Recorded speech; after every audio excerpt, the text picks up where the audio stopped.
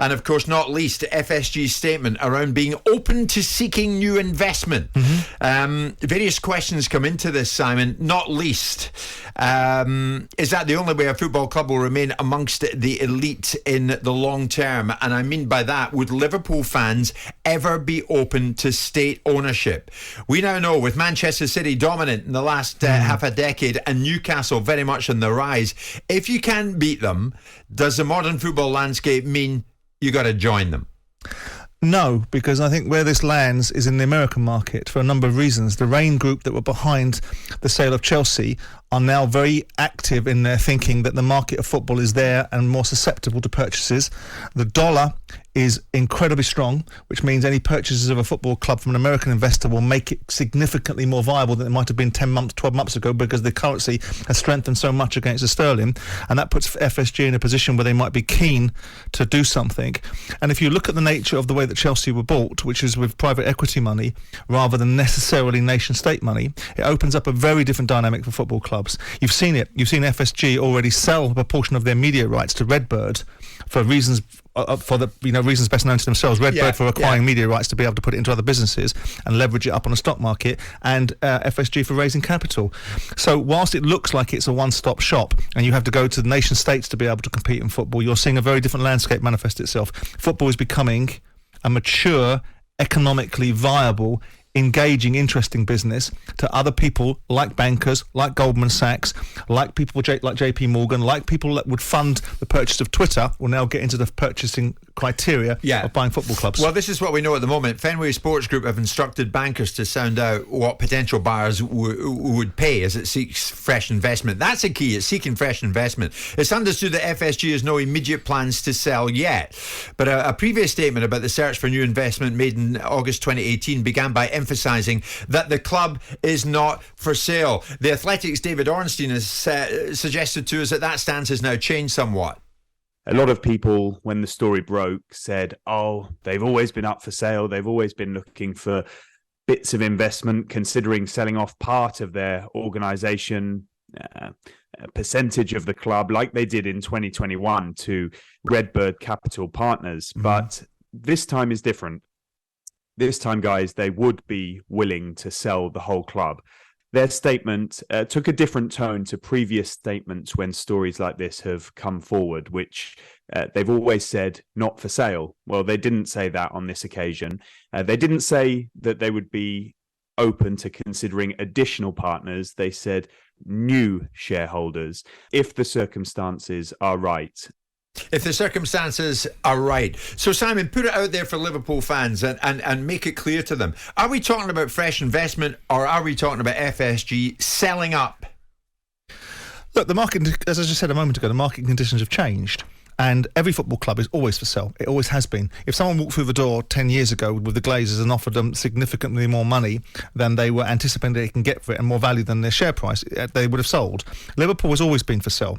And the fact they're looking at new shareholders and they're looking at new ways of raising revenue or cash for the business is not a surprise. It doesn't make any difference if it's new shareholders or going to existing shareholders. You go to existing shareholders, we're going to do a rights issue, we're going to raise some more money on shares. Do you want to buy them? No, okay, we'll sell them to some new shareholders.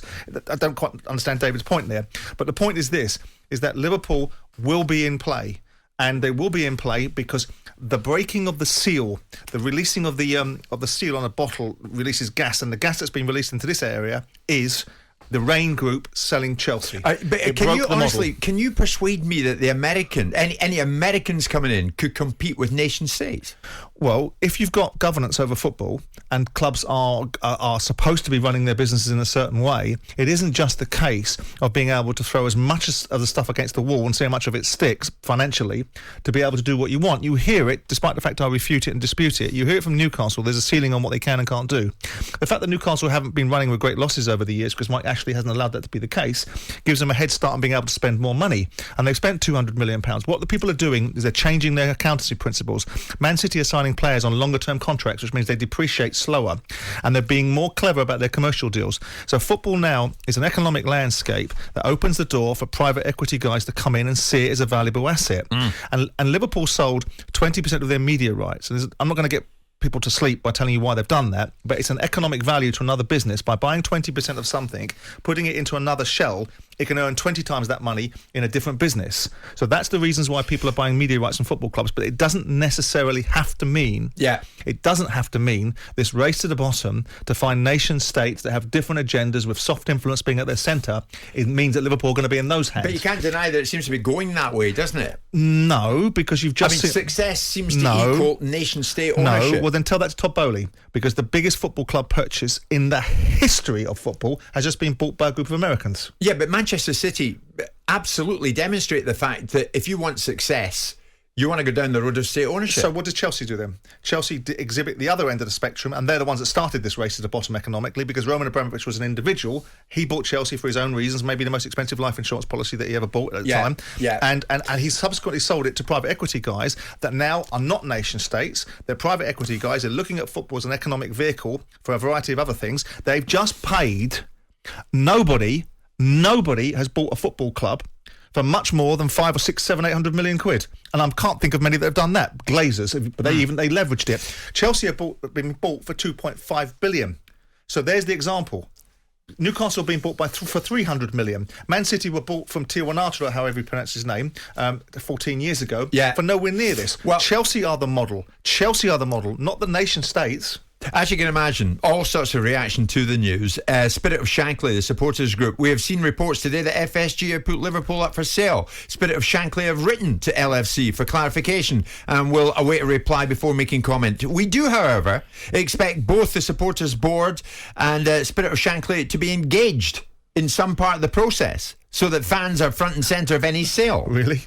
That's what they're saying. They want to know. And just as they wanted to know back around the time of the Big Six involving themselves in this Super League breakaway, Liverpool fans told FSG what they thought then. We're going to hear what John W. Henry said at that time and how he was forced into an apology about that. But nonetheless, the question remains this morning. With Manchester City dominant in the last half a decade and Newcastle on the rise, and you can't deny any of those facts, Simon, if you can't beat them, does the modern football landscape mean you got to join them?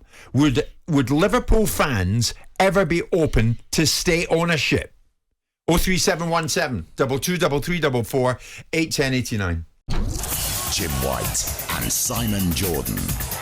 Monday to Friday mornings from 10 on AM, on DAB, via the talkSPORT app and on your smart speaker. talkSPORT.